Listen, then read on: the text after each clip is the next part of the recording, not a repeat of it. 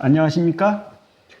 자, 오늘은 제가 계속 생각, 건강, 행복에 대해서 이야기를 해왔는데, 그리고 특히 이 중에서 생각이 굉장히 중요하다고 저는 생각을 해요. 그래서 생각이라는 것이 각 사람마다 모두 다 생각을 가지고 살고 있고, 과거에 소년들도 다 생각을 가지고 있고, 과거에 기원전에서부터 해가지고 모든 사람들은 다 각자 자기의 생각을 가지고 살아왔어요. 저도 이제 현실에 있는 제 주변에 있는 사람들을 30살에서 한 60까지 한 30년 동안 여러 사람을 만나 보았는데 다 나름대로 생각을 가지고 살고 있어요. 그리고 그 생각들이 저는 처음에는 중고등학교 때 생각으로 모든 사람은 나처럼 배우려고 하는 마음이 강하고, 그리고 그런 가운데 좋아할 거라는 생각을 가지고 제가 새로운 사실을 알면은 그거를 알려주고자 많은 이야기를 했어요. 그런데 제가 주변 사람들을 이렇게 살펴보면은 그렇게 좋아하지 않는 것 같더라고요. 그래서 왜 그럴까 그걸 몰랐는데, 제가 나이 60이 돼서 이 유튜브 동영상으로 법륜 스님의 동영상을 많이 봤는데, 법륜 스님 하시는 말씀이 그런 거예요. 뭐냐면은 어리석게 살지 마라. 어리석게 살지 마라. 그러니까 순수하고, 그렇게 해가지고 나같이 이렇게 똑같은 생각을 가질 거라고 생각하고 그런 마음으로 다른 사람을 대하다 보면은 그것이 바로 어리석은 행동이고 어리석은 짓이다. 저는 그 동영상을, 법륜 스님의 동영상을 보면서 많은 생각을 하고 많은 것을 깨달았어요. 아, 내가 그동안 30년 동안 생활한 것이 모두 다 어리석은 행동이었구나. 그렇다면은 지금부터라도, 나이 60부터라도 그 어리석은 행동을 더 이상 하지 말고 좀 더 어른스러워지자. 어른스러워지는 게 과연 무엇인가? 그거를 생각을 해보았는데, 불교에서는 부처님께서 그렇게 말씀하시는 것 같아요. 어른스러운 것은 중도를 지키는 거다. 그러니까 팔정도를 지키고 사성제를 지키는 거다. 그러니까 바르게 사는 것이 중요한 거지, 순수하고 어린이와 같이 착하게 사는 것이 올바른 것이 아니다는 거예요. 올바르게 사는 것이 중요한 거지, 그러니까 어른스럽게 살아야 된다는 거예요. 그런데 저는 가만히 생각해 보니까 뭐냐면은 몸은 어른인데 생각은 중고등학교 때의 순수한 마음으로, 어린이와 같이 순수한 마음으로 착하게 살려고 엄청나게 30년 동안 노력을 했는데 결과는 실망스럽다는 거예요. 뭐냐면은 주변 사람들은 이미 어른스러워졌고 나만이 그 순수한 마음으로 착하게 살려고 굉장히 노력을 했는데 다 부질없는 짓이었다. 어리석은 짓이었다. 이런 생각을 하고 나니까 정말 저는 한 30년의 생활이 잘못된 삶을 살았던 거죠. 그런데 한번 생각해 보시죠. 이미 지나간 일이고 돌아갈 수 없는 상황이지 않습니까? 그러니까 그거는, 지나간 것은 이미 이루어진 거고 얻어진 결과고, 그러니까 그 결과에 대해서는 대천명의 자세로서 내가 생각했던 바대로 되지 않았다고 해서 너무 그거를 실망스러워 할 필요도 없는 거고, 그 얻어진 결과에 대해서 한번 그거를 있는 그대로 받아들이고 그걸 토대로 해서 되돌아보고 내가 반성할 게 뭐가 있는지 한번 생각해 볼 필요는 있다. 그럴 필요는 있지만 그걸 가지고 내가 그 결과에 대해서 너무 후회하거나 나 자신을 책망하는 그러한 자세는 올바르지 않다. 그 30년이라는 세월을 잘못 살아왔구나, 그것만 아는 것도 굉장히 중요한 소중한 경험이라고 생각이 돼요. 그걸로서 족한 거지, 그 결과를 가지고 내가 돌아가서 바꿀 수 없는 결과를 가지고 너무 거기에 대해서 후회하고 책망할 필요는 없다는 거예요. 저는 그런 생각을 합니다. 내가 30년이라는 세월을 잘못 살아왔구나. 그거에 대해서 반성을 하지만 거기에 대해서 어떻게 합니까? 이미 일어난 일이고, 그거를 받아들이는 이유에는 다른 방법이 없다는 거예요. 그걸 받아들입니다. 아, 내가 잘못 살았구나 하는 것을 받아들이고, 앞으로 남은 시간은 그렇게 살지 말아야 되겠다. 그러한 경험으로서 받아들이는 거죠. 이러한 저의 자세는 맞다고 봅니다. 진인사, 사람으로서 할 수 있는 최선의 노력을 다하고 저는 했어요. 뭐냐면은 순수하고 착하고 뭐냐면은 그 중고등학교의 마음으로 살려고 30년을 노력을 했는데 대천명, 그 결과는 그렇지 않더라. 내가 생각했던 대로 내 뜻대로 되지는 않더라. 어쩔 수 없는 거예요. 그것이 바로 대천명입니다. 결과는 내가 원하는 대로 원하는 대로 될 수도 있고 되지 않을 수도 있다는 거예요. 그런데 30년의 세월을 그렇게 살았는데 내가 원하는 대로, 내가 뜻하는 대로 되지 않았다는 거예요. 그런데 그거 어떻게 합니까? 그거는 그럴 수도 있는 거예요. 내가 뜻하는 대로, 내가 원하는 대로 세상은 돌아가지 않을 수도 있다는 거예요. 저는 그걸 알기 때문에, 그거를 겸허하게 받아들입니다. 내가 최선을 다했지만, 대천명의 자세로서, 얻어진 결과는 그대로 제가 받아들이고, 그 결과에 대해서 한번 생각을 해볼 필요가 있어요. 이게 왜 이렇게 됐지? 그 생각을 해보는데, 그 생각은 뭐냐면 제가 그 생각을 잘못했던 거죠. 생각이 뭐냐면 중고등학교의 순수한 마음으로 살려고 노력을 했으나 30년 동안 노력을 했으나 그거는 어리석은 행동이었다는 것을 알게 됐다는 것은 굉장히 큰 수확이라고 저는 생각합니다. 이렇게 직접 경험을 통해서 내가 어리석게 살았구나 하는 것을 알게 된 거죠. 그거는 직접 경험을 통해서 알았던 거고 간접 경험을 통해서 그러니까 법륜 스님의 동영상을 유튜브 동영상을 보고 바로 알게 됐다는 거죠. 그거는 간접 경험이긴 한데 굉장히 중요하다고 저는 생각합니다. 간접 경험들을 통해서 우리는 많은 것을 배울 수 있어요. 내가 직접 경험해서 배울 수 있는 것은 제한될 수밖에 없어요. 제한될 수밖에 없고 많이 배울 수가 없습니다. 저는 30년 동안 배운 게 겨우 그거예요. 그러니까 뭐냐면 내가 생각을 잘못했구나. 이거 하나 배운 거예요. 그러니까 참 어이없죠. 많은 시간을 투자했는데 얻은 것은 그것밖에 안 되는 거예요. 그리고 나서 나이 60이 돼서 유튜브 동영상을 통해서 뭐 기원전에서부터 해가지고 뭐 많은 사람들의 선현들의 이 생각들을 살펴볼 수가 있었어요. 뭐냐면 굉장히 많습니다. 탈레스 굉장히 많죠. 탈레스, 소크라테스, 플라톤, 아리스토텔레스, 그 이후에 데모크리토스, 엠페도클레스, 디오게네스, 많이 있어요.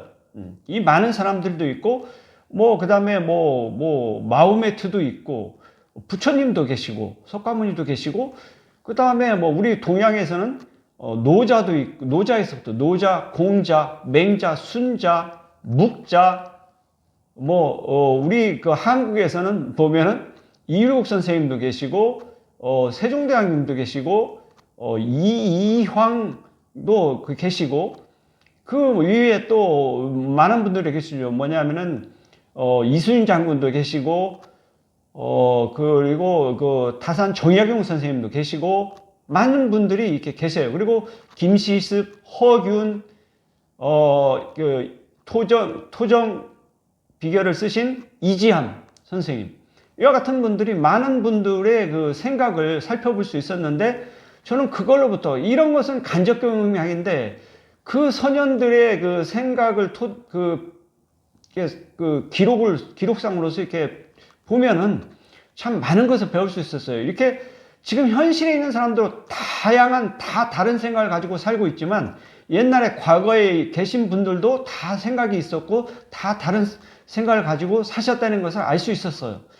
이런 간접 경험을 통해서 제가 배운 것이 너무 많아요. 그러니까 뭐냐면 우리는 생각이라는 것을 이게 지금 현재 존재하는 사람만 다 생각을 가지고 사는 게 아니라 과거에 살았던 많은 분들도 다 생각을 가지고 사셨다는 거예요.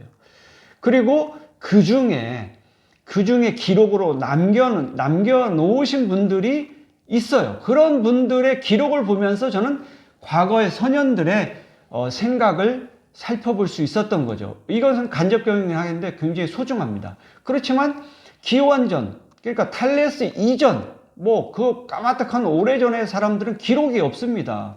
그러니까 인류 문명사에 없는 거죠. 문명이라는 것은 기록으로, 문자로 기록이 돼서 남겨진 역사를 이야기하는 거예요. 그러니까 저번 주에 이야기했듯이 인류 문명사에 대해서 이야기했는데, 그거는 기록으로, 문자를 통해서 기록으로 남겨진 거예요.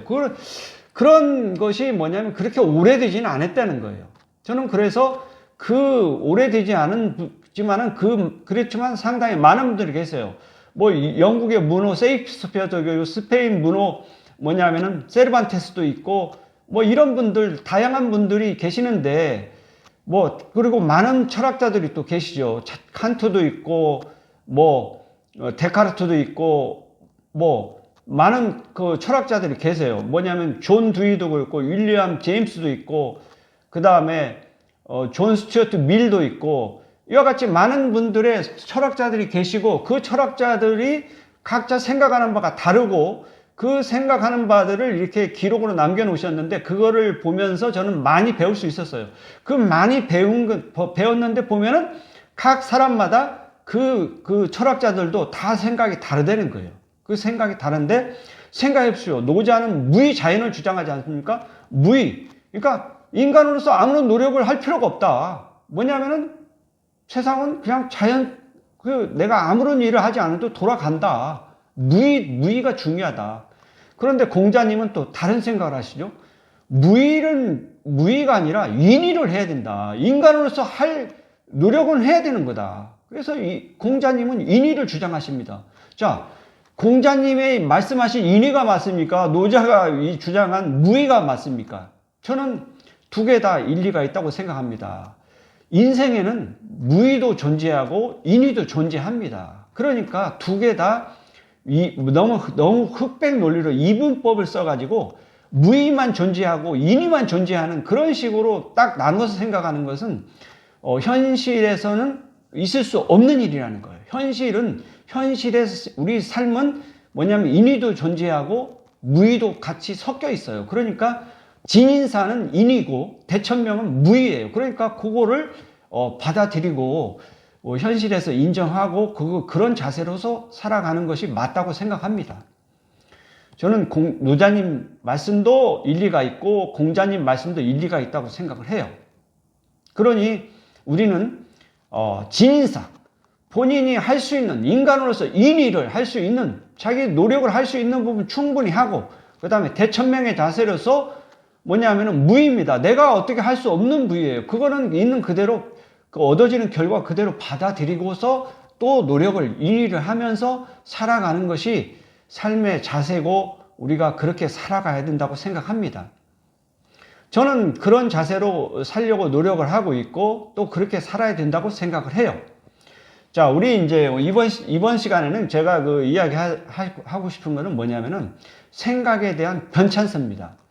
우리 이 생각이 보면은 현재에 있는 모든 사람들이 각자 자기 생각을 가지고 살지만 과거에 우리 조상님들도 모든 분들이 다 생각을 가지고 사셨다는 거예요. 그리고 기록으로 남겨놓으신 분들은 상당히 훌륭한 삶을 사신 분들이죠. 그런 분들의 기록이 남아 있어요. 그런 분들의 생각을 토대로 해서 보면은 우리 인류의 생각에도 변천사가 있어요. 인류 생각에 이 변천사를 보면은 인류 문명사만 변천사가 있는 게 아니라 우리 생각에, 그러니까 어디 동영상에 그런 내용이 나오더라고요. 우리의 삶의 모든 것은 생각이다. 그러니까 생각이 바로 삶인 거예요. 그러니까 인류 문명사라는 것도 결국에는 각 사람들의 생각을 토대로 해서 이루어진 결과라고 저는 생각합니다. 그러니까 생각의 변천사도 굉장히 중요한 거죠. 그래서 저는 생각의 변천사가 어떻게 이루어져 있는가. 굉장히 오랜 시간 동안 우리는 보면은 그리스, 로마, 그리고 조선시대까지 굉장히 오랜 시간 동안에 우리는 봉건시대의 모습으로 살아왔어요. 그러니까 왕을 중심으로 해가지고 황제를 중심으로 해서 노예도 있고 뭐 이런 제도를 통해서 굉장히 오랜 세월을 세상에 살아왔다는 거예요. 그러다가 겨우 1600, 1700년, 1800년, 1900년도 들어서 뭐냐면은 영국에서는 뭐냐면 1600년대에 의회 민주주의가 탄생하게 되고, 그리고 프랑스 대혁명이 생기고 미국의 독립전쟁이 일어나면서 1798년에 미국의 대통령제가 등장하고, 그 다음에 프랑스 대혁명이 일어나고, 이런 식으로 되면서 인류의 그 대변화가 일어납니다. 생각의 변화가 생기는 거죠. 뭐냐면은 과거의 봉건 시대의 정신이 이제는 뭐냐면은 현대의 정신으로 바뀌는 겁니다. 상당히 큰 변화를 가져온 거죠. 그래서 미국의 건국의 아버지들이 있는데 워싱턴, 제퍼슨, 해밀턴 이렇게 세 분이 계시는데, 그분들이 미국의 이 제도를 만들 때 대통령제도를 만드는데, 대통령제를 만들 근거는 뭐냐면은 그리스 시대의 민주주의와 로마 시대의 로마 공화정의 의회주의, 이거 두 개를 토대로 해서 대통령제를 만들었다고 해요. 그러니까 그리스 민주주의 토대로 해서 대통령제 행정제를 만들고, 그 다음에 그리스 로마의 공화주의를 통해서 뭐냐면 의회를 만들어서 그 행정부를 의회가 견제를 하는 거죠. 뭐냐면 조화와 균형을 꾀하고자 그렇게 만든 거예요. 그렇게 만들어 놨는데, 지금 우리 대한민국의 현실을 보면 행정부의 대통령이 지 마음대로 하려고 하지만 의회에서 견제를 할 수 있죠. 그런 그리스의 민주주의도 좋지만, 이 그리스 행정부를 그렇게 대통령제를 그냥 놔두면은 뭐냐면 지 마음대로 할 수 있기 때문에 견제가 안 되면은 걷잡을 수 없다는 거예요. 이거를 로마의 공화정의 의회를 통해서 행정부의 대통령을 견제할 수 있다는 거예요. 이거는 굉장히 훌륭한 생각이었던 거 아닌가, 그런 생각이 들어요. 우리 대한민국 현실을 보면은 만약에 대통령 하는 대로 마음대로 뒀다고 하면은 우리 대한민국 어디로 가는지 알 수가 없는 거죠. 다행스럽게 의회가 뭐냐면은 견제를 할 수 있는 이런 제도를 마련해 놓은 미국의 건국의 아버지들이 대단히 훌륭한 정신을 가지고 있구나, 저는 그런 생각을 합니다. 이러한 것이 아니었다고 하면은 정말 이 민주주의가 대통령제가 완전히 훼손될 수 있는 그런 상황이었는데, 그러한 견제할 수 있는 장치를 마련해 놓고, 또 그것도 못 믿어온 그것은 뭐냐면, 못 믿어오니까 하나 견제 장치를 한 것은 사법부를 만들었다는 거예요. 만약에 행정부와 의회가 잘못하면은 사법부가 이거를 바로 잡아줄 수 있는 세 개의 독립기관을 만들어 놔가지고 서로 견제를 할 수 있는 그런 제도를 만들어 놓은 것은 굉장히 훌륭하다고 생각합니다. 삼권 분립제도라고, 삼권 분권제도라고 할 수 있죠. 행정부와 입법부와 사법부는 서로 조화와 균형을 이룰 수 있는 아주 좋은 제도를 갖추어 놓은 거라고 생각합니다. 그러니 이거는 인류 역사에서 보면 생각의 변화가 있었지만, 저는 굉장히 좋은, 우리 봉건 시대보다는 훨씬 앞선 게 아니냐. 뭐냐면은 옛날에 봉건 제도에는 황제나 왕들이 지 마음대로 할 수가 있어요. 뭐냐면은 생사 여탈권을 마음대로 주고, 저는 그러면 죽여버리고 뭐 지 마음대로 하는 거예요. 그러니까 왕이나 황제가 만약에 잘못하면은 견제할 수 있는 수단이 없었던 거라는 거예요. 봉건 시대의 모습입니다. 그런데 현대 민주주의가 오면서 미국의 대통령제나 이런 것에서 보면은 프랑스 대혁명이나 이런 거 보면 삼권 분립을 만들어 놔가지고 견제를 할 수 있는 그런 제도적으로 만들어 놨기 때문에 우리 국민들이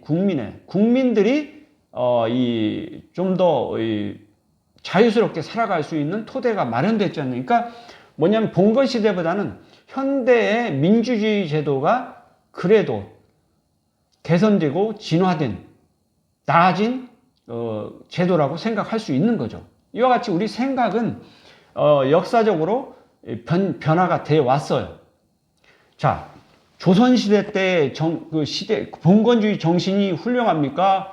지금 현대의 민주주의, 현대의 이 정신이 더 훌륭합니까? 저는 현대의 민주주의 정신이 더 이 삼권 분립이 정신을 만드는 이 생각을 토대로 해서 만들어낸 것이 더 나은 제도라고 생각합니다.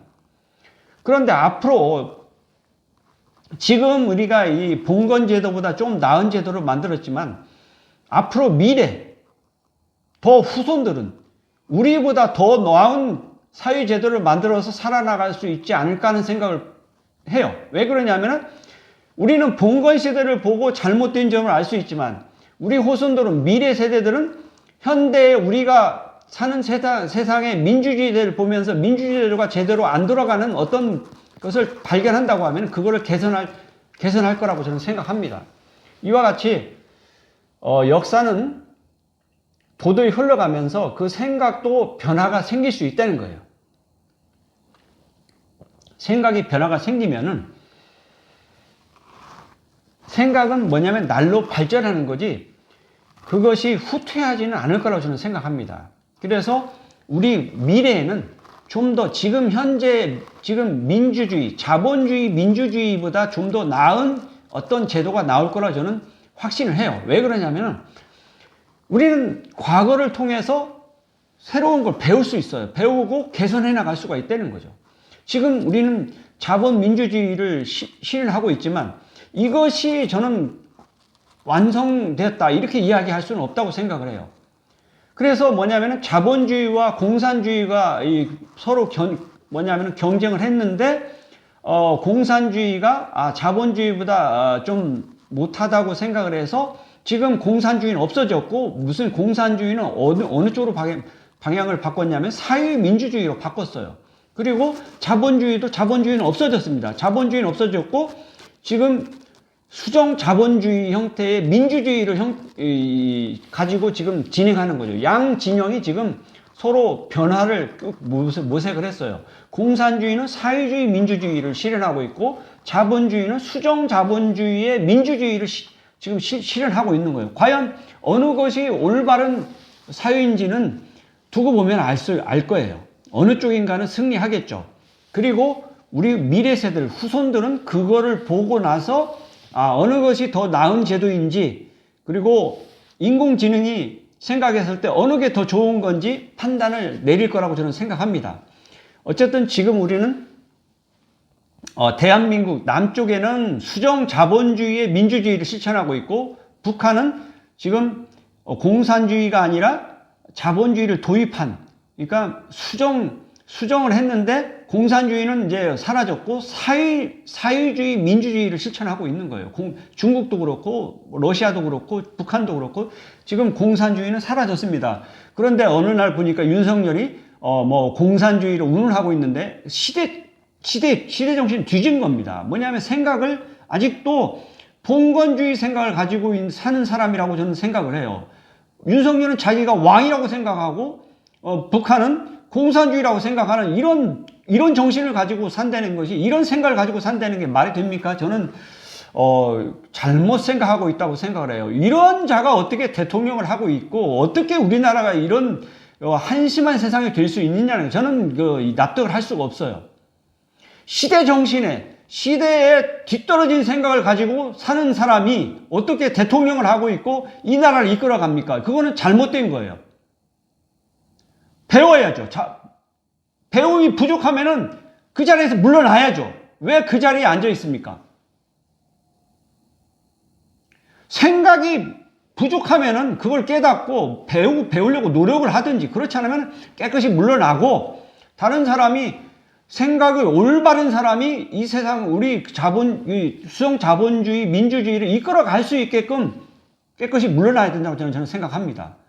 생각을 잘못하는 자가 어떻게 그런 자리에 있을 수 있습니까?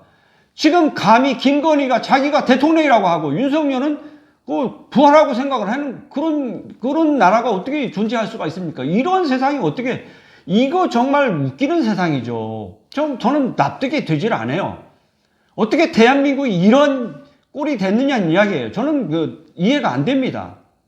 정말 이러한 생각을 가진 자들이 어떻게 지금 대한민국을 운영해 나간다는 겁니까? 이거는 아니에요. 잘못됐습니다.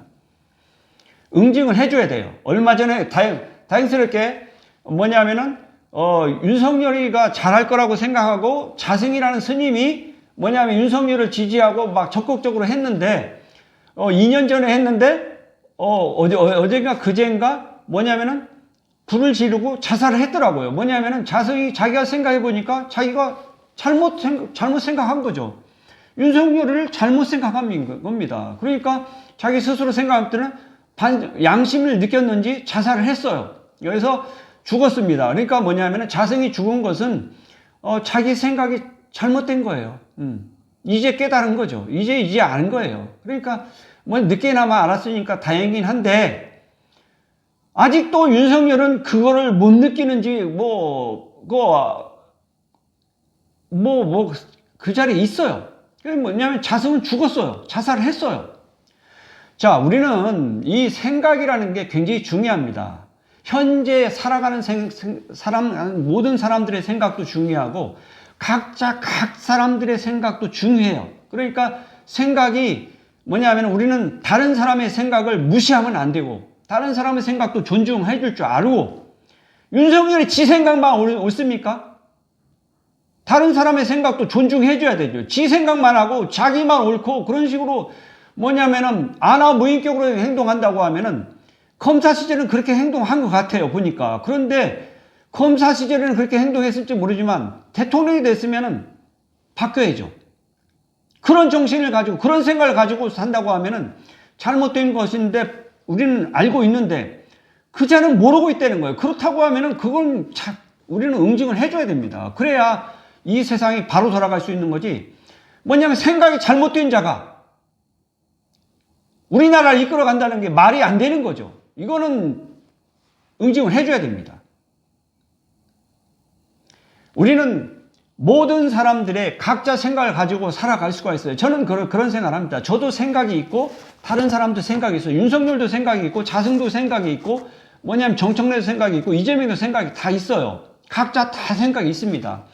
그 생각을 너무 극단적으로 무시하고 나만 옳고 다른 사람은 다 잘못됐고 이런 식으로 생각하는 것은 굉장히 위험하다는 발생이에요. 다양성이 존중되는 그러한 생각이 존중되는 각자의 생각이 존중되는 민주주의 사회, 이러한 사회가 올바른 사회라고 저는 생각합니다.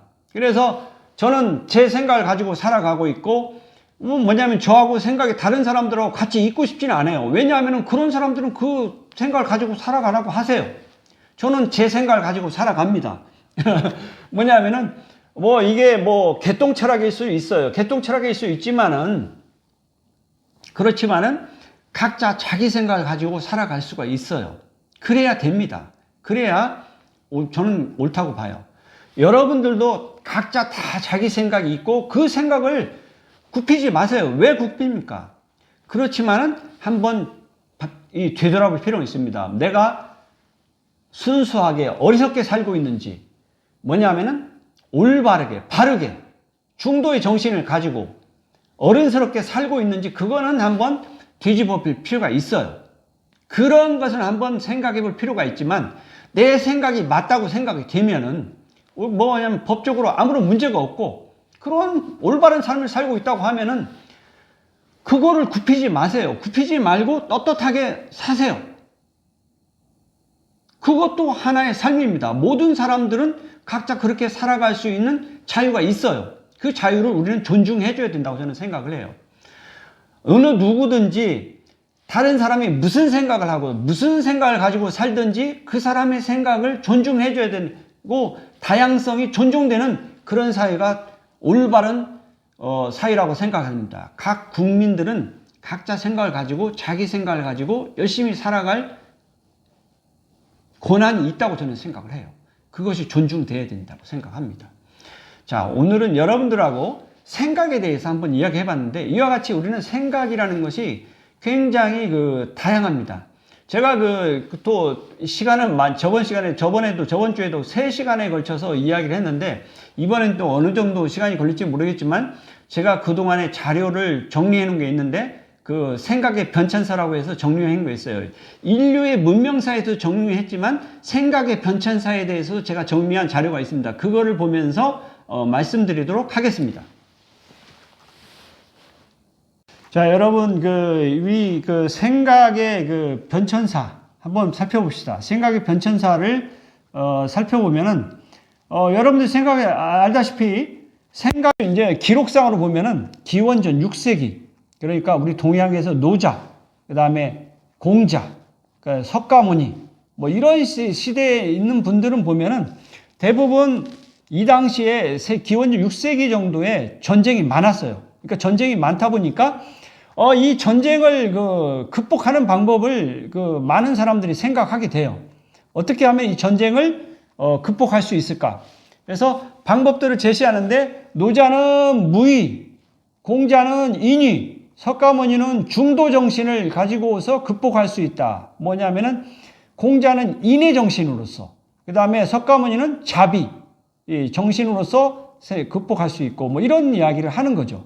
그래서 그러다가 이제 12세기경에는 송나라의 주의, 송나라가 여러분들 송나라는 대단한 나라입니다. 왜냐하면 송나라에서 중국의 4대 발명품이 있는데, 뭐냐면은 종이, 체륜, 후한 시대에 뭐냐면 체륜이 종이를 발견한 거하고, 그 다음에 송나라 시대 때에 송나라 시대 때 다 발견됩니다. 송나라 시대 때 화약, 금속 활자, 그 다음에 화약, 금속 활자, 나침판, 이 3가지를 다 발견합니다. 송나라 때 발명하고 그 주의가 또 뭐냐면은 나와서 성리학이라는 철학을 또 완성해요. 그러니까 저는 중국이 많은 나라가 있었는데 유독 송나라 시대 때 많은 발전이 있었어요. 그런 거 보면은 뭔가 송나라가 다양성이 존중되는 그런 나라가 아니었나, 그런 생각이 해봅니다. 그게 훌륭한 나라죠. 그 다음에 명나라 때 양명학이 등장하지만 우리 조선시대 때는 성리학을 중심으로 해서 발전했기 때문에 우리는 성리학이 더 익숙해요.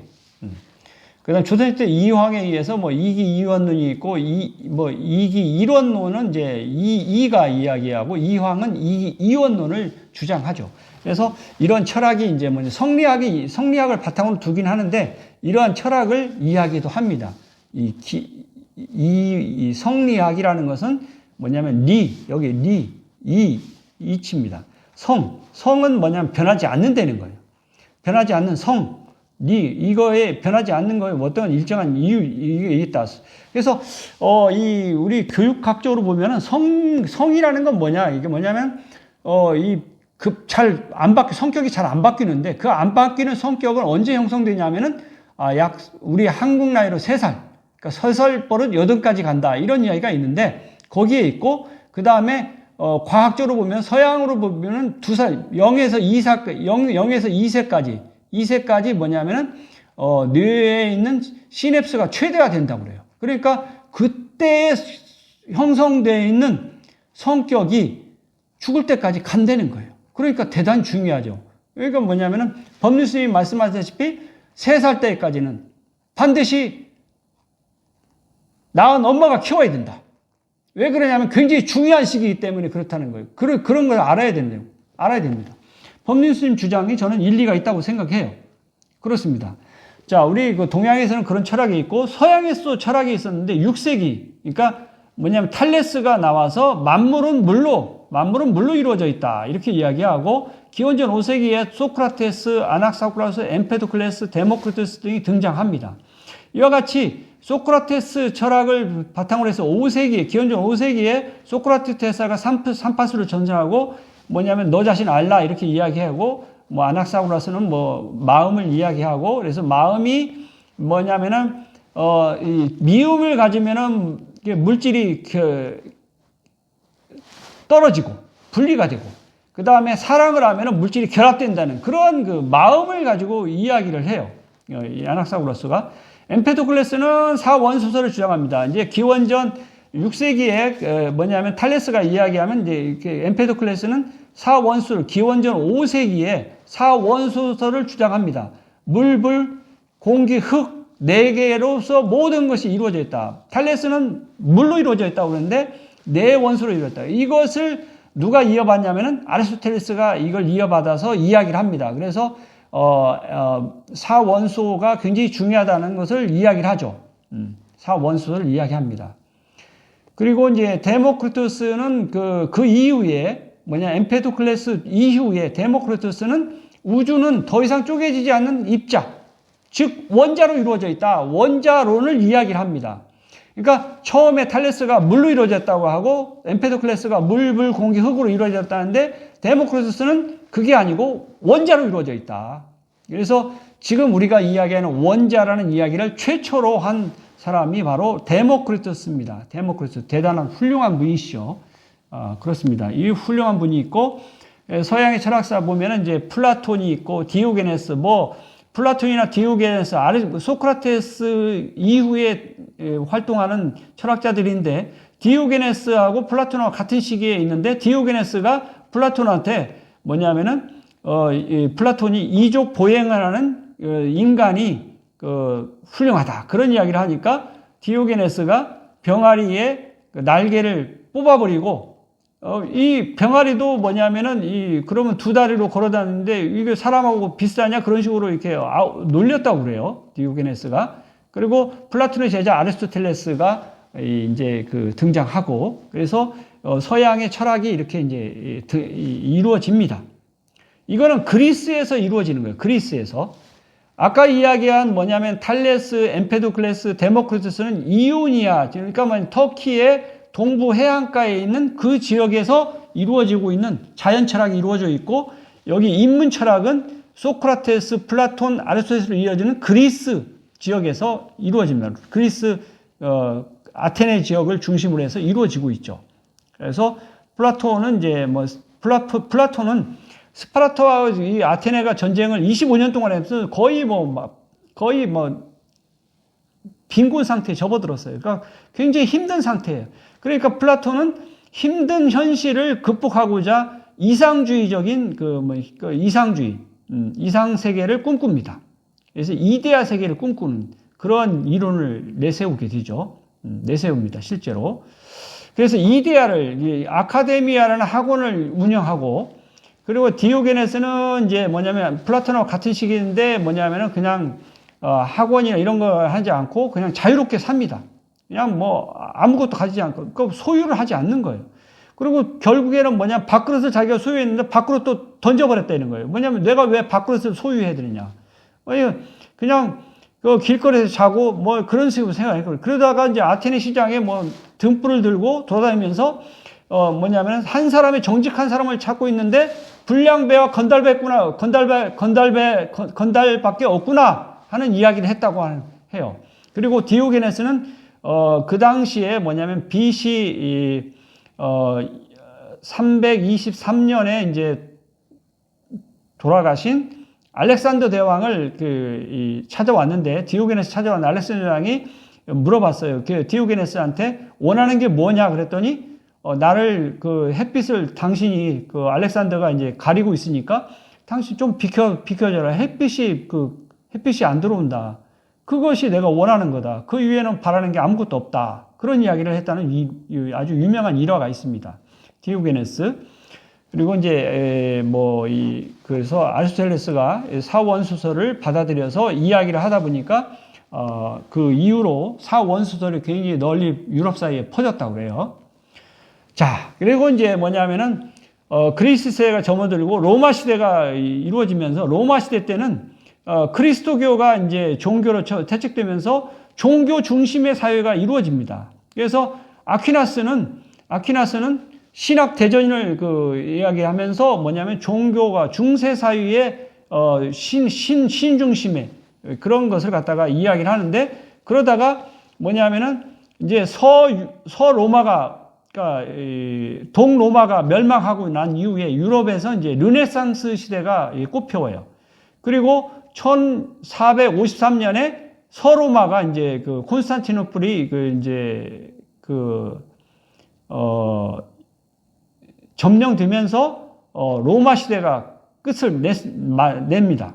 끝이 끝나고 그 다음에 이제 1453년 이후로는 이제 지중해가 쓸모가 없으니까 유럽 대륙 사람들이 이제 전부 다 뭐냐면은 대양 시대를 새로운 다른 길로 이제 지중해가 아니라 다른 길로 그러니까 뭐냐면 아메리카도 발명하고 신대륙을 발명하고 뭐 이런 식으로 이제 바다로 나가는 거예요. 그래서 새로운 세상을 열었는데 그것이 이제 뭐냐면은 1453년 이후로 이루어지는 거예요. 그래서 1492년에 콜럼버스가 스페인에서 뭐냐면 이사벨 여왕이 이제 돈을 지원하고 콜럼버스가 1492년에 아메리카 대륙을 발견합니다. 그러면서 이제 뭐냐면 새로운 시대가 열리는 거죠. 영국에서는 뭐냐면 1588년에 스페인이 이제 1492년에서 1500년 이때는 막 스페인이 거의 세계 무역을 주도했는데 1588년에 칼레 전투에서 영국이 승리하면서 영국이 이제 이 세계를 대양을 지배하는 그런 시대가 옵니다. 그러면서 영국이 돈을 많이 벌죠. 그래서 영국에서 먼저 1632년, 1600년대에 뭐냐면은 존 르크가 주장한 이 통치론을 토대로 해서 영국에 뭐냐면 왕정이 무너지고 의회 민주주의가 탄생합니다. 먼저 1600년대. 그리고 영국을 이제 뭐냐면 프랑스하고 미국이 합세해서 미국이 독립을 전쟁을 일으켜서 1789년에 뭐냐면 독립을 하죠. 독립을 하고 프랑스는 1789년에 프랑스 대혁명이 일어나는. 그래서 왕정이 무너집니다. 그리고 대통령제가 미국의 대통령제, 프랑스 대통령제가 등장하게 되는 거예요. 이와 같이 세계는 이렇게 변화가 1600년, 1700년, 1800년, 1900년 굉장히 큰 변화가 생깁니다. 근데 우리 조선은 그런 변화가 없이 그냥 청나라하고 같이 이렇게 오죠. 그래서 유럽 사이에서는 먼저 동로마가 멸망한 이후로 르네상스가 신하면서 데카르트는 프랑스 사람인데 1596년에서 1650년 사이에 활동하고 철학자인데 나는 생각한다, 고로 존재한다는 유명한 이야기가 있습니다. 그리고 이렇게 뭐냐면은 스피노자도 나오고 유럽 대륙에서는 합리주의 철학이 발달하고 영국으로 건너오면 영국에서는 이제 경험주의가 등장합니다. 경험주의. 그래서 합리주의와 경험주의가 합해져서 칸트가 1700년대에 뭐냐면 순수 이성 비판을 내놓게 돼요. 그러니까 통합론이죠. 합리주의와 경험주의를 통합시킨 겁니다. 그런 이제 순수 이성 비판을 칸트가 내게 되는 거죠. 그렇고 이제 이렇게 발전해 갑니다. 그래서 유럽 대륙에서는 이제 실존주의가 등장해요. 키에르케고르는 유신론적 실존주의를 주장하고 니체는 무신론적 실존주의를 주장합니다. 그리고 프랑스의 샤르트르는 뭐냐면 실존주의를 주장하는데 그래서 유럽 사회는 지금 현재는 거의 실존주의 철학이 거의 대세입니다. 그러다 보니까 신을 부정합니다. 신을 부정하고 그래서 유럽에는 지금 그리스도교나 기독교가 몰락의 길을 걷고 있다고 그래요. 몰락의 길을 걷고 그래서 뭐냐면 특히 천주교에서 신부들의 월급을 줄 수가 없을 정도가 돼가지고 성당이 팔리고 그래서 성당을 나이트클럽을 만들고 뭐 이런다고 그래요. 그런데 이상하게 우리의 대한민국은 뒤늦게 이게 이제 꽃 피웠는데 뭐냐면은 기독교가 아주 전 세계 가장 많은 기독교인과 천주교인들 이렇게 막 등장하고 그러면서 꽃을 피우고 있어요. 현재 그렇습니다. 그러니까 우리 대한민국에 지금 뭐냐면은 기독교나 천주교가 이 선교 활동을 많이 하고 있어요. 선교 활동을 많이 하고 있는데 유럽은 이미 뭐냐면은 실존주의가 등장해가지고 신을 부정합니다. 부정하니까 이 뭐냐면은 설 땅이 없어요. 기독교나 천주교는 설 땅이 없는데 우리 대한민국은 뒤늦게나마 지금 세계에서 가장 그래서 선교 활동도 열심히 하고 있는 그런 나라가 됐어요. 아이러니하긴 한데 뭐 그 세계의 흐름입니다.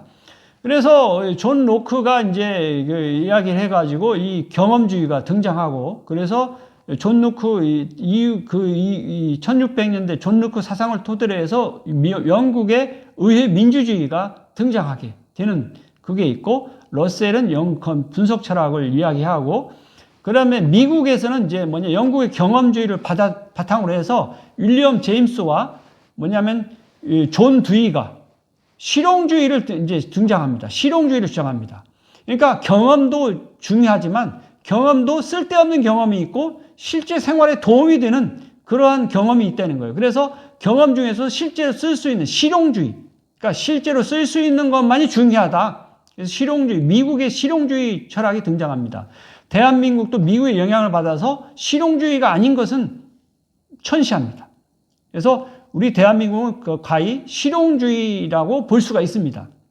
그래서 여러분들 한번 잘 보십시오. 우리 대한민국은 기초연구를 하지 않습니다. 왜 기초연구를 하지 않냐면은 기초연구는 필요 없다는 거예요. 실생활에 도움이 되는 응용연구만이 중요하다고 이야기를 합니다. 그래서 대한민국은 노벨상이 안 나오지만, 제품은 세계 최고의 제품을 만들어내는 거예요. 실용주의를 바탕으로 해서. 이것이 미국의 영향이라고 저는 생각이 되는데, 어쩔 수 없죠. 그 철학입니다. 철학. 그 흐름이죠. 자, 그 다음에 현대의 이제 영미 분석학자라서 이제 비트겐슈타인이 있는데, 비트겐슈타인은 분석 철학을 이제 이야기합니다. 언어 분석 철학자예요. 언어 분석 철학. 그러니까 언어를 가지고 분석을 합니다. 언어를 분석을 해요. 그래서 처음에 이제 비트겐슈타인은 초등학교 교사였는데, 초등학교 교사에서 중간에 무슨 잘못을 해가지고 그만두고, 이 철학자로서 변형하면서 미국의 대학교에 근무하고, 그러면서 철학을, 합니다. 언어 분석 철학을 이끄는 대가가 돼요. 아주 훌륭한 사람입니다. 비트겐슈타인. 자, 현대 철학은 여러분 이제 현대에 들어와가지고는 동양과 서양이 문물교류가 활발합니다. 문화도 활발하게 교류가 이루어졌고, 그래서 동양은 서양을 배우고 서양은 동양을 배웁니다. 그래서 서양 사람들은 노자나 공자, 석가모니의 철학을 배우고, 그리고 열심히 배우고 있어요. 그런데 반대로 동양은 서양의 철학을 배우고 있어요. 아이러니한데 지금 현대의 모습입니다. 그래서 우리는 이 현대 철학은 보면은 대한민국은 서양의 중세시대, 미국의 철학을 주로 이제 실용주의 정신을 토대로 해서 우리는 지금 살고 있어요. 미래 철학은 어떨까요? 미래 철학은 아마 뭔가 생각이 변천사가 있으면서 다른 철학이 등장할 거라고 생각해요. 인공지능도 있고, 그래서 인공지능이 납득할 만한 어떤 새로운 철학이 등장할 거라고 저는 생각합니다. 자, 많은 이들이 생각을 하고 믿음 철학이 있습니다. 그래서 이렇게 수많은 과거의 선현들, 우리 조상들도 다 모든 사람들이 생각을 가지고 있었고 믿음 철학이 있었어요. 그래서 이 많은 분들이 기록으로 남겨놓은 분들은, 기록에 남겨놓은 분들은 뭐냐면은 철학자들 중심으로 해서 남겨놨고, 그래서 이러한 것들이 옛날에도 다 생각이 있었고, 그리고 뭐냐면은 소크라테스 같은 경우는 아테네 시민들이 재판을 해서 죽여버렸어요. 그런 현실에 있는 사람들이 소크라테스 잘못됐다고 죽여버렸죠. 그런데 후손들은 어떻게 했습니까? 소크라테스 훌륭하다고 그러죠. 자, 이와 같이 우리는 생각이 다른데, 그 당시에 그리스 민주주의는 자기하고 생각이 다르면 죽였다는 거예요. 근데 우리 지금 민주주의는, 미국에서 이야기한 대통령제는 그런 그리스 민주주의와 로마의 공화정, 의회가 견제를 하기 때문에, 그와 같은 그리스의 민주주의, 대통령제만 가지고 돌아가는 사회는 아니라는 거예요. 그렇기 때문에 그리스 민주주의보다는 한결 발전된 민주주의라고 이야기할 수 있습니다. 자, 인공지능이 2023년 3월에 챗 GPT가 등장해가지고 인공지능 세상이 열린다고도 많은 분들이 이야기하는데, 제가 생각할 때는 아직은 인공지능이 우리 인간의 뇌에 1000억 개, 시냅스 1000경에 해당하는 그러한 단계는 이르지 못했기 때문에 인공지능이 훌륭하게 발전하긴 했지만 아직 인간의 수준에 이르지 못했다고 저는 생각합니다. 과학적으로. 그렇기 때문에 인공지능을 너무 두려워할 필요는 없다. 인공지능을 잘 활용하는 것이 중요하다고 저는 생각합니다. 그래서 미래 세대들은 저도 물론 이런 것을 접할 거라고 상상을 못했지만 인공지능을 상상을 못했지만 우리 미래 세대들은 이 인공지능을 잘 활용해서 더 나은 삶을 이끌어 나가기를 바랍니다. 자, 저는 저의 삶을 살펴보면 저는 이제 열심히 살았어요. 열심히 살았고 그래서 열심히 살았는데 주변에 있는 사람들이 저는 많은 사람들이 저와 같은 생각을 가질 거라고 생각을 했는데 살아보니까 30년을 살아봤더니 제 생각하고 다른 생각을 하는 사람들이 부지기수예요. 많아요. 그렇기 때문에 내 생각과 같을 거라고 생각했던 내 자신이 잘못된 생각을 하고 있었던 거예요. 그리고 그런 생각을 바탕으로 해서 내가 배우기를 좋아하기 때문에 다른 사람들을 배우기를 좋아할 거라고 생각했지만 아니에요. 배우려고 하지도 않고 배우려고 노력도 하지 않는 자에게는 절대로 가르치려고 하지 말라고 하는 공자님의 말씀이 있어요. 그런데 저는 요거를 실천하지 못한 거죠. 모든 사람들이 배우기를 좋아하는 줄 알았어요. 그런데 그렇지 않더라는 거예요. 어쩔 수 없습니다. 제가 돌아가서 다시 살 수는 없는 일이고, 그러니까 앞으로는 절대로 배우려고 하지 않고, 배우려고 하지 않는 자, 그리고 노력하지 않는 자에게는 어떤 이야기를 해주지 않을 겁니다. 내가 왜 소중한 시간을 그런데 낭비해야 됩니까? 이해가 납득이 안 돼요. 근데 저는 30년 생활을, 삶을 잘못 살아왔던 거죠. 공자님 말씀에 이야기하면은 그러지 말라는 거예요. 맞습니다. 배우려는 자세도 없고, 배우려고 노력도 하지 않는 사람들에게 왜 알려주려고 합니까? 그거는 쓸데없다는 거예요. 그러지 말라는 거예요. 맞습니다. 공자님 말씀이 맞아요. 여러분들도 혹시라도, 나와 같은 생각을 가지고 배우기를 좋아하는 사람이 있다고 하면은, 자기와 똑같은 생각을 가질 거라고 생각하지만 전혀 그렇지 않습니다. 그러니까, 묻지 않는데, 이야기해 줄 필요 없습니다.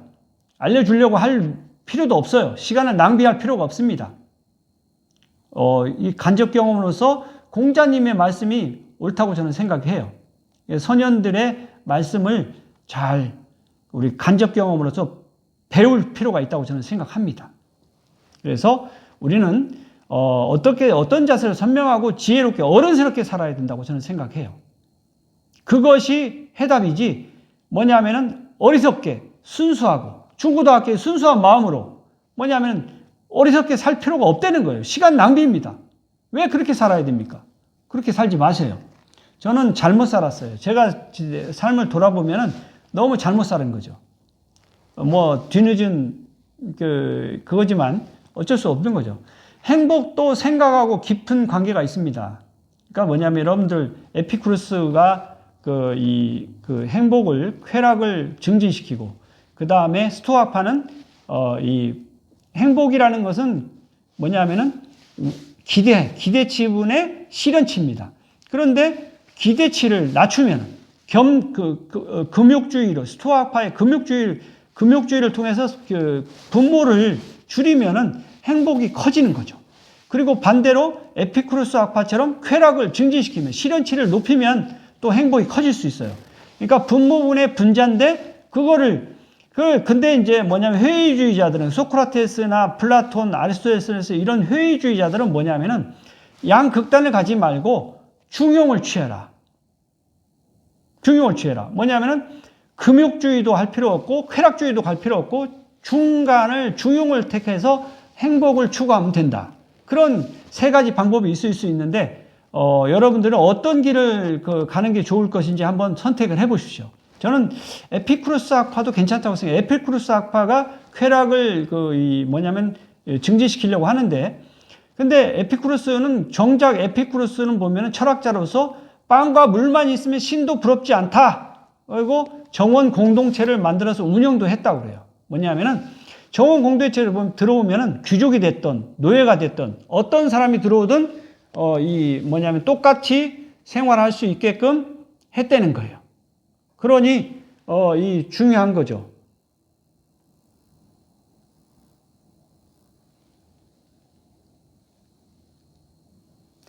뭐냐면은 이와 같이 살아가는 모습을 보면은 자, 근데 이제 우리 동양 사람들과 서양 사람들의 생각의 차이가 있는데 서양인들은 생각이 어떻게 되냐, 서양인과 동양인은 차이가 있다고 그래요. 그래서 이 심리학자들이 이 닭과 풀과 소를 주면서 유사한 것 두 가지를 선택했더니 동양 사람은 뭘 선택했냐면 대부분 다 소와 풀을 선택. 소가 풀을 먹는다.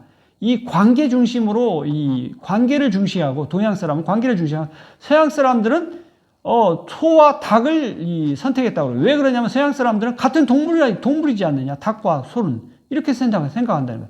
서양 사람들이 생각하는 그것과 동양 사람이 생각하는 방법이 생각하는 것이 다르다는 거예요. 동양 사람은 관계를 중시하고 서양 사람들은 뭐냐면 이렇게 동물을 이렇게 분류가 다르다는 거예요. 관점, 생각이 다릅니다. 그래서 뭐냐면 이렇게 표정을 짓고 있는데 사실은 이게 웃는 모습이 아니라 이런 모습이라는 거예요. 그러니까 우리는 어느 관점에서 보느냐에 따라서 생각이 달라질 수 있는 거죠.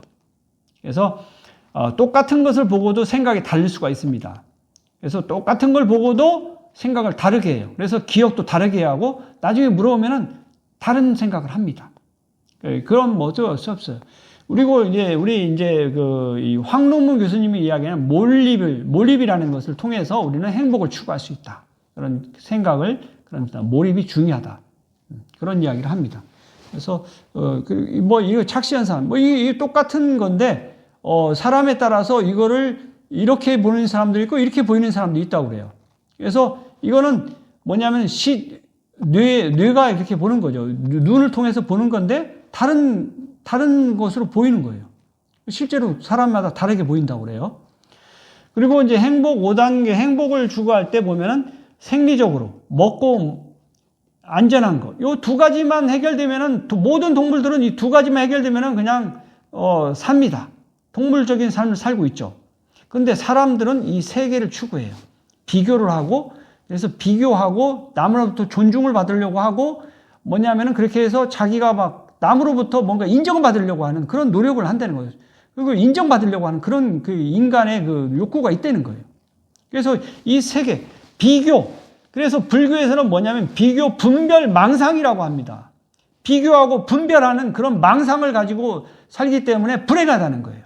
그러니까 이것만 없앤다고 하면은 우리는 먹고 안전하면은 행복하다고 생각할 수 있다고 하면 그 길을 이 수행자들이 가는 길이라고 생각이 돼요. 어떤 길을 갈 것인지 한번 우리는 이거 생각해 봐야 됩니다. 저는 요거 먹고 안전하면 행복한 거 아니냐. 기본적인 것만 충족되면은 행복한 삶을 사는 거 아니냐. 그런 생각을 해봅니다. 왜 다른 사람한테 뭐 존중을 받을 필요도 없고 인정을 받을 필요도 없어요. 뭐 인정받으면 뭐 합니까? 그거 뭐냐면은 뭐 좋은 벤츠를 타고 다니면 행복합니까? 걸어 다니면서도 행복할 수 있어요. 그리고 좋은 옷을 입으면 행복합니까? 남보다 좋은 옷을 입으니까 행복해요? 그거는 천박한 겁니다. 천박한 거예요. 누더기 옷을 입고도 행복할 수 있는 사람. 그런 사람은 훌륭한 정신을 가지고 있는 사람이죠. 자, 어떤 길을 갈 것인지를 한번 생각을 해봐야 돼요. 인간들은 비교, 분별, 이런 욕구를 가지고 있어서 스스로 불행한 길을 가려고 노력을 하는 사람들이 있어요. 근데 왜 그런 길을 가는지 모르겠는데 그런 사람들이 주위에 있다는 거예요. 한번 생각해 볼 대목입니다. 그리고 이제 뭐냐면은 그 힌두교에서는 참나를 주장한다고 그러고 우리가 뭐냐면 자기 자신과 대화하는 것은 그러니까 다른 사람하고 대화하는 걸 좋아하는 사람도 있는데 저는 나 자신과 대화하는 게 너무 즐거워요. 언제든지 물어봐도 스스로 대답을 해줍니다. 내가. 참나가. 그러니까 얼마나 좋은 일입니까? 다른 사람하고 대화할 필요 없다고요. 나 자신과 스스로 언제든지 앉아서 대화를 할 수 있어요. 어느 장소에든지. 자기 자신과 대화를 하십시오. 다른 사람하고 대화하면은 기분 나쁜 일도 있고 뭐 내 마음대로 안 됩니다. 그러니 뭐 그거를 그렇게 할 필요 없이 내 자신과 대화를 하면은 언제든지 대화를 할 수 있고 어느 장소, 어느 때와 장소, 시간, 공간에 구애받지 않고 할 수가 있어요. 자, 우리는 이제 정신적으로, 요즘 이제 나이가 드신 분들은 치매도 많이 오고, 그 그다음에 이 알츠하이머도 걸리고 뭐 이럽니다. 이런데 이거는 뭐냐면은 뇌를 사용하지 않는다는 거예요. 뇌를 사용하지 않으니까 움직이지도 않고, 움직이지 않으면은 뇌가 작동이 안 됩니다. 그런데 이제 뭐냐면은 굉장히 유명하신 분이 있는데, 그분이 이제 뭐냐면은 루게릭병에 걸렸다가 루게릭병에 걸려가지고 계속 생각을 하죠. 우주에 대해 생각하는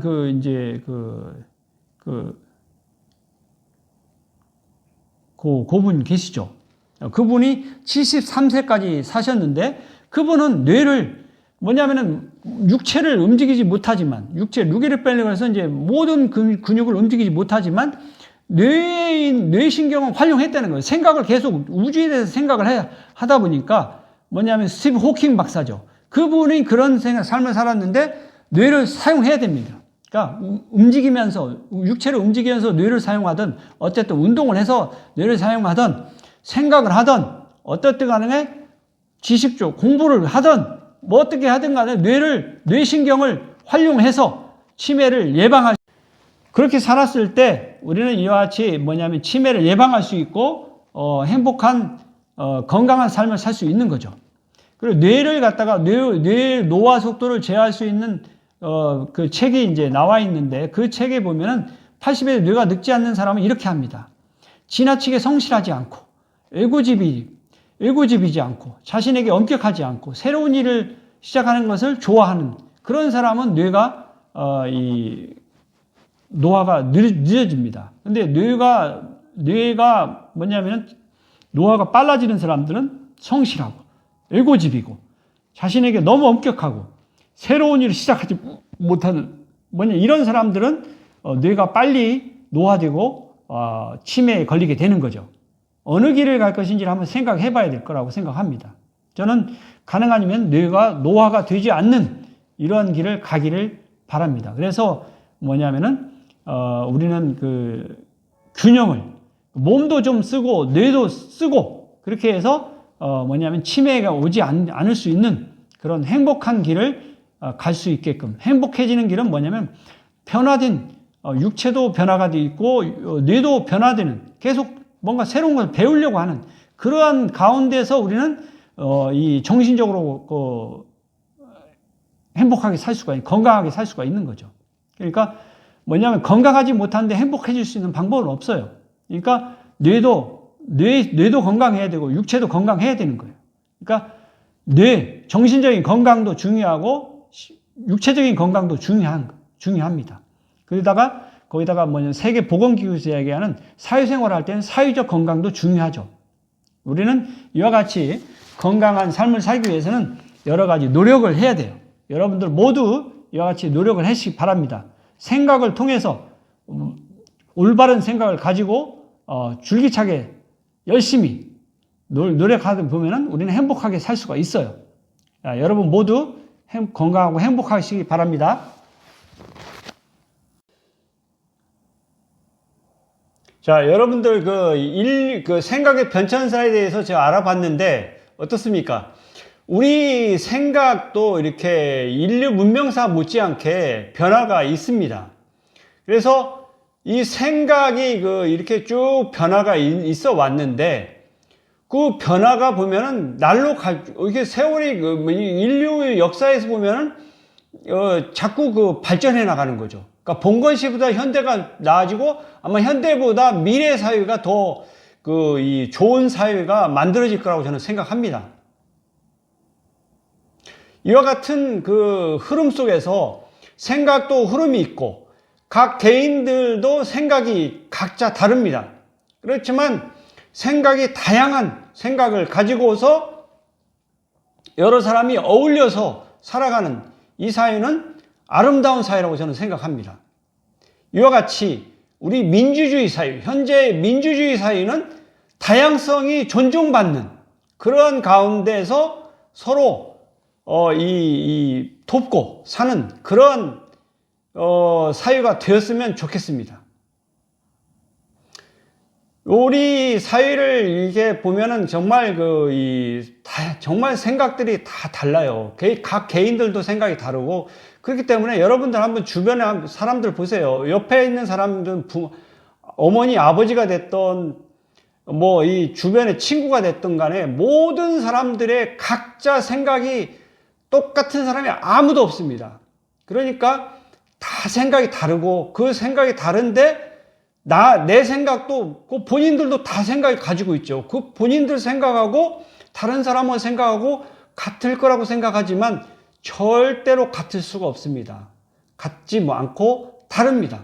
그리고 그 다름을 인정하는 가운데서 다양성을 존중하고 그런 가운데서 생활을 한다고 하면은 우리는 이 사회가 보다 획일화된 사회보다는 좀 더 나은 열린 사회로 가는 거라고 생각이 됩니다. 열린 사회가 좋은 사회예요. 그래서 우리는 서로 각자의 생각을 존중하고 그 가운데서 이 사회를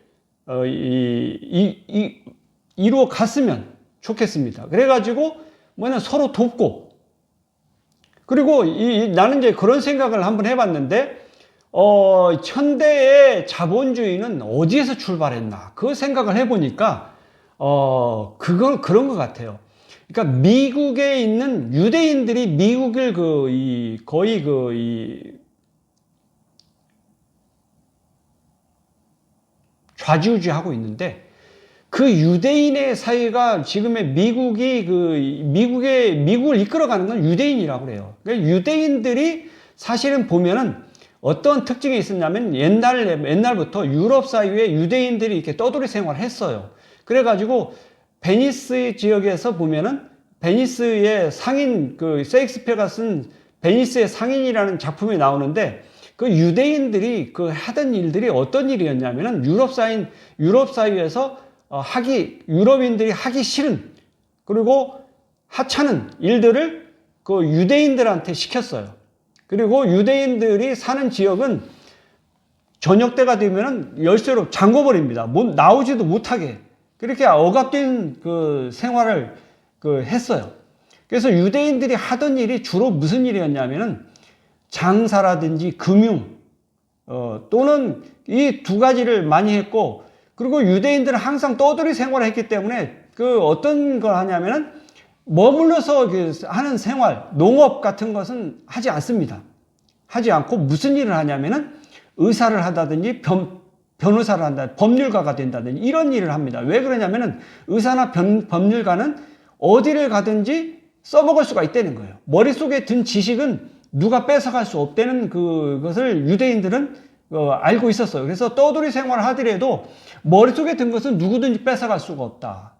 그런 자세로서 해서 이 사람들은 의사라든지 법률가가 되는 것을 목표로 했어서 의사, 법률가, 장사, 금융, 이것이 유대인들이 하던 일이었어요. 그러니까 뭐냐면 유럽에서 하기 싫은 그런 일들을 유대인들이 담당했던 거죠. 근데 현대 자본주의 사회에서 보면 미국이라든지 대한민국에서 보면 어떤 것이 우대받고 있나요? 바로 유대인들이 만들어 놓은 자본주의 사회가 뭐냐면은 그런 사회예요. 뭐냐면은 금융, 장사, 그 다음에 뭐냐면은 법률가, 의사, 이것이 자기들이 하는 일이기 때문에 요거를 갖다가 가치를 높여놨습니다. 뭐냐면 지금의 자본주의 사회는 유대인이 만든 자본주의 사회라고 생각이 돼요. 그러니까 어떻게 보면은 지금 현재 한번 주변을 둘러보십시오. 유대인이 만드는 자본주의 사회가 뭐가 가치 있다고 생각합니까? 금융, 장사, 그 다음에 의사, 법률가, 이것이 의미가 있다고 돈을 더 많이 책정을 해놓습니다. 이것이 올바른 사회입니까? 조선시대 때는 안 그랬죠. 조선시대 때는 산농공상입니다. 장사하는 사람들이 가장 밑바닥 하찮은 일이고, 그 다음에 공업하는 사람이 그 다음 밑이고, 그 다음에 농업하는 사람들이 두 번째였고, 공부하는 사람들이 배우는 이 지식을 가지고 공부하는 사람들이 가장 위에, 양반 계급들이 가장 위에 있죠. 산업공상. 뭐냐면은 이 조선시대의 그 봉건 사회는 그런 사회였는데 현대 자본주의는 유대인이 뭐냐면 만든 자본주의다 보니까 유대인이 선호하는 업종이 위로 올라가 있어요. 금융, 장사, 의사, 법률가. 이것들을 그 뭐냐면은 그 좋다고 이야기합니다. 여러분 그럴까요? 저는 그렇지 않다고 생각합니다. 뭐냐면 우리 사회는 여러 그 업종이 어울려서 이루어지는 거지. 요 네 개만 가지고 사회 자본주의 사회가 구성되는 거 아니죠.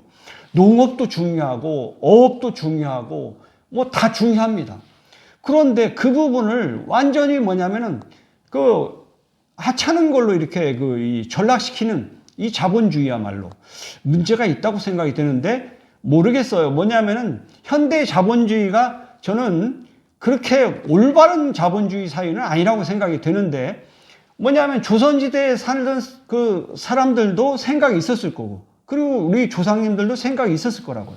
그런 산업공상을 만든 것은 뭔가 그 생각을 해가지고 그렇게 만들어 놨을 텐데 지금 보면은 산업공상에서 상이 오히려 위로 가고 뭐냐면은 사가 밑으로 가고 뭐 이런 식으로 된 거죠. 그런 식으로 된 사회의 모습을 보면은 참 아이러니한 현상이 아닐 수 없는데 현재 근데 그렇게 돌아가고 있어요. 돌아가고 있고 심지어 지금 현재에 보면은 뭐 의사가 최고다고 뭐 이야기를 하고 이러는데 의사가 최고일까요? 저는 그렇지 않다고 생각합니다. 의사도 하나의 그 뭐냐면 사회를 이루는 하나의 구성원일 뿐이지 그게 어떻게 최고일 수 있고 그것이 뭐냐면 모든 것을 이야기할 수가 있습니까? 저는 그렇지 않다고 생각을 해요. 우리는 뭐냐면은 모든 것이 농사를 짓는 분이나 모든 부분들이 다 어우러져서 이 사회가 이루어지는 거지 그 누구 뭐 소수로 이루어져 있는 그 유대인이 선호하는 업종만이 그 모든 것을 이 사회를 이야기하는 거라고 생각하는 것은 잘못되었다고 생각이 돼요. 유대인이 만든 자본주의 사회가 과연 올바른 건가? 저는 그거 한번 생각해 봅니다. 그렇게 올바른 사회는 아니라고 생각이 되는데 현대에 보면 미국이나 대한민국이나 뭐 이 유대인이 만들어 놓은 자본주의 모습을 그대로 그 올바른 것처럼 답습해 가고 그거를 추종하는 그 모습을 보면은 좀 저는 좀 어이가 없다고 생각이 되는데 어떻게 합니까? 그 사회가 그렇게 많은 구성원들이 그게 옳다고 가니까 뭐냐면은 그걸 바로 뒤집을 수가 없는 상황이죠. 뒤집을 수 없지만은 그래도 우리는 그러한 사회가 올바르지 않은 사회일 수는 있기 때문에 그런 것은 이야기해야 됩니다. 뭐냐면 유대인이 만든 사회가 과연 올바른 사회인가? 그거는 한번 우리 생각을 해봐야 돼요. 우리 대한민국 한민족이 생각을 해봐야 된다 생각해요. 그리고 세계를 이끌어 나가려고 하면은 뭔가 올바른 방향을 제시해야 된다고 생각을 해요. 유대인이 만든 이 사회제도는 저는 그렇게 바람직하다고 생각하지 않아요. 조금 더 개선해야 될 점들이 많이 있다고 생각이 돼요. 그렇기 때문에 우리 한민족이 저는 우리 당군 왕검께서 말씀하신 홍익 인간 정신, 널리 인간을 이롭게 하는, 다른 사람에게 도움을 줄 수 있는, 널리 인간을 이롭게 할 수 있는 그런 모든 일들은 소중하고, 그래서 그러한 이 사회를 만들어 가야 되고, 그런 것을 우리는 전 세계에 알릴 필요가 있다고 생각합니다. 그래서 우리 한민족은 할 일이 많아요. 유대인이 생각하는 그런 사회가 아니라 우리 한민족이 생각하는 다른 사회, 올바른 사회를 만들어 가고 그것을 전 세계에 전파해 가지고 바로 이게 올바른 사회다. 그거를 이야기할 수 있는 그런 한민족이 돼야 된다고 생각합니다. 저는 대한민국의 한민족으로서 뭐냐면은 우리 홍익인간 정신, 당군 왕금은 홍익인간 정신, 널리 인간을 이롭게 한다는 이런 정신을 널리 세계에 알리고 그래서 우리 대한민족을 중심으로 해서 이 세계가 평화롭고 아름다운 사회를 이 아름다운 지구를 모습을 만들어 갔으면 좋겠습니다. 여러분은 어떻게 생각할지 모르겠는데 저는 그렇게 생각합니다. 그래서 저는 제가 뭐 이제 나이가 60이 되고 나서 얼마나 살지는 모르겠지만 저희 남은 여생은 그런 쪽에다가 미래 세대하고 이 우리 지구의 인류 사회가 올바른 방향으로 가는 방향을 제시할 수 있게끔 노력을 해볼 생각이에요. 그럼 뭐 제가 제 생명이 얼마나 남아있는지 저도 뭐 알 수가 없어요. 그렇지만 제가 살아있는 동안에는 그런 노력을 하면서 살아가고자 합니다. 그리고 그 길을 정말 갈 거예요. 그리고 그런 가운데 제가 근육 풀기 건강 실험도 했는데 상당히 좋은 결과가 나왔고, 이거를 저는 전 세계에 홍익 인간 정신을 바탕으로 해서 뭐냐면은 알려야 된다고 생각합니다. 아주 중요한, 건강에 아주 중요한 결과를 얻었어요. 그 얻은 결과를 여러분들도 실천하면 좋겠고, 어쨌든 제가 나중에 시간이 되면 제가 최종적으로 다 끝나면은 근육 풀기 건강 실험에 대해서 말씀드릴 거예요. 저는 정말 열심히 하고 있습니다. 열심히 하고 있고, 이러한 것을 제가 했던 이 건강 실험들을 우리 한국 사람들도 도움을 받아야 되지만 전 세계에 있는 모든 인류에게 뭐냐면은 전파돼서 이 홍익 인간 정신을 발휘해야 된다고 생각을 해요.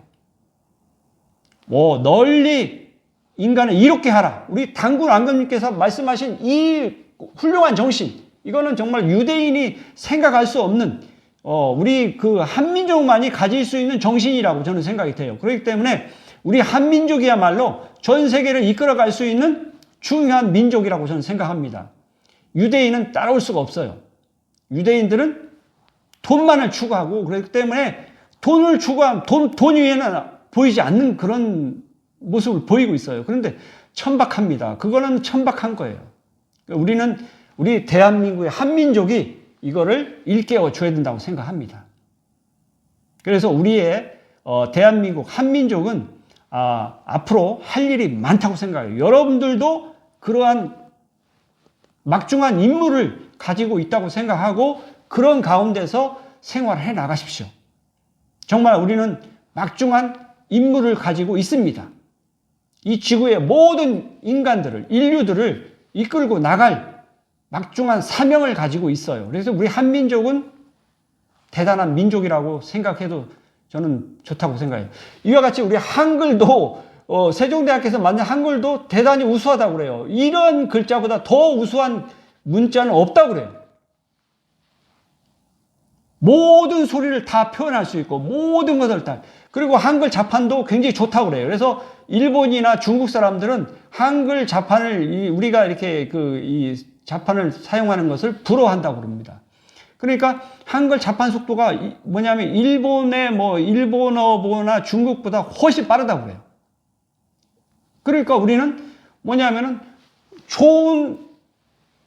그리고 그 문맹률도 굉장히 낮아요. 왜냐하면은 한글을 쉽게 배울 수 있어요. 가나다라 바바사, 기억, 니은, 디귿 이거 다 쉽게 배울 수 있다는 거예요. 배워서 얼른 쓸 수 있다는 거예요. 근데 중국가 사람들은 뭐냐면 나이가 먹어도 문맹률이 50% 막 육박하고 그런다는 거예요. 그건 무슨 이야기냐면 그만큼 문자가 한자는 어렵다는 거예요. 어렵다 보니까 배우기 어려운 거죠. 쓰기가 어려워요. 그런데 우리 한글은 배우기도 쉽고 쓰기도 쉽고 뭐냐면 한글 자판 입력하는 것도 쉽고 여러 가지로 굉장히 장점이 많다고 해요. 현대의 아주 우수한 문자다. 이보다 더 나은 문자를 찾기가 어렵다는 이야기를 할 정도입니다. 저는 어쨌든 우리 대한민국에 태어나서 한글을 사용하고 있고 이렇게 한국말을 하고 있고 그러니까 얼마나 이 축복된 삶을 살고 있는지 감사해야 될 일이죠. 정말 우리 세종대왕께서 만드신 한글은 우수한 글자입니다. 문명 사회에서 이보다 더 좋은 문자는 없다는 거예요. 물론 수메르인들이 쐐기 문자를 만들고 이집트면 상형 문자를 만들고 중국에서 한자가 있고 일본에 히라카나 가타카나가 있고 유럽 사람들이 알파벳이 있다고 하더라도 그것보다도 더 좋은 문자가 한글이라는 거예요. 한글. 자랑스럽습니다. 우리 한민족이 이렇게 한글을 쓰고 한글을 사용해서 문자로 기록할 수도 있고 말을 할 수 있고 이런 것들을 보면은 우리는 정말 우수한 민족이라는 거예요. 자랑스러워해도 됩니다. 저는 자랑스럽게 생각합니다. 그리고 저는 이게 보면은 우리 최근에 보면은 우리 인류 역사에서 보면은 수메르, 그리스, 로마, 유럽 대륙에서 영국, 미국을 거쳐서 일본, 한국을 이렇게 왔는데 지금 한국이 세계의 중심에 있는 것 같아요. 한국이 세계의 중심이 있고 한국에서 만드는 모든 기술, 제품들, 이런 것들이 세계 최고의, 그러니까 지금 우리 인류 역사에서 한 복판에 가장 중요한 시점에 서 있는 것 같아요. 그러니까 우리는 우리의 사명이 굉장히 막중하다는 것을 느낄 수 있어요. 저는 지금 보면은 과학적으로도 우리가 굉장히 많이 알고 있고, 우리가 지금 연구하는 것들도 세계 톱을 최고를 달리고 있고, 최근에 KF-21 그 비행기도 만들었는데 굉장히 좋은 비행기를 만들었고, 모든 안 좋은 게 없어요. 우리 지금 대한민국에서는 굉장히 앞서가고 있습니다. 그러니까 세계인들은 우리 대한민국 한국인을 존중할 수밖에 없어요. 존중해야 돼요. 그만큼 우리 한민족이 지금 대단한 일을 하고 있는데 왜 우리 한국의 젊은이들이 걱정을 하고 고민을 하는지 저는 이해가 안 되는데 제발 고민하지 마세요. 우리는 세계 역사에서 지금 우뚝 쓴 자랑스러운 민족입니다. 왜 우리가 고민해야 됩니까? 우리는 세계를 이끌어 나가야 될 자랑스러운 민족이고 그 한가운데에 서 있어요. 젊은 사람들이 그 역할을 이어받아서 이끌어 가야 됩니다. 왜 고민합니까? 고민할 필요 없어요. 여러분들이 하고 싶은 일, 그리고 잘하는 일을 열심히 하세요. 그런 가운데 세계를 이끌어 가십시오. 세계 모든 사람들은 우리 대한민국 한민족을 존경해야 됩니다. 왜? 그만큼 열심히 살고 있고 그러한 자질을 가지고 있어요. 당군왕님께서 말씀하신 홍익인간 정신의 그런 정신을 가질 수 있다는 거예요. 널리 인간을 이롭게 할 수 있다는 겁니다. 그러니까 여러분들 이렇게 자신감을 가지십시오. 자신감을 가지고 젊은 사람들이 특히 우리 대한민국을 이끌어 갈 수 있는 자신감을 가지고 나아가십시오. 저는 그런 미래 세대를 원합니다. 미래 세대들이 좀 더 자신감을 가지고 우리 대한민국을 이끌어 나가기를 바랍니다. 저희들도 나름대로 열심히 살아왔지만 이 바톤을 이어받아서 우리 미래 세대들이 또 이거 자랑스럽게 세계를 이끌어 나가야 될 거 아닙니까? 왜 우리가 고민을 해야 됩니까? 이런 자랑스러운 한복판에서 세계를 이끌어 나가십시오. 그리고 애도 낳으십시오. 왜 세계 최저 출산율이 되는지 저는 이해가 안 되는데 우리 젊은이들이 미래 세대들이 희망을 가지고 열심히 살아갈 수 있는 그런 사회를 만들어줘야 된다고 기성세대들은 그런 행동을 해야 돼요. 저도 이제 기성세대에 접어들어가고 있지만 그런 일을 우리 나이 든 사람들이 이제 그런 일들을 해줘야 된다고 저는 생각합니다. 그래서 우리 미래 세대들이 희망을 가지고 이 대한민국을 이끌어 나가고 세계를 이끌어 나갈 수 있는 그런 자랑스러운 우리 미래 세대들이 될 수 있도록 해줘야 된다고 저는 생각합니다. 오늘은 여러분들하고 이 생각의 변찬에 대해서 이야기를 해봤는데 생각은 변합니다. 그리고 각자 생각을 가지고 있고 그리고 그 생각들을 모든 사람들의 생각들을 존중해 주십시오. 그리고 존중해주고 그 다양성을 인정하는 가운데에서 아름다운 사회를 만들어갈 수 있도록 노력해 주시기 바랍니다. 자, 오늘은 여러분들하고 생각의 변찬에 대해서 이야기해 봤습니다. 자, 소중한 나, 건강한 행복, 감사합니다.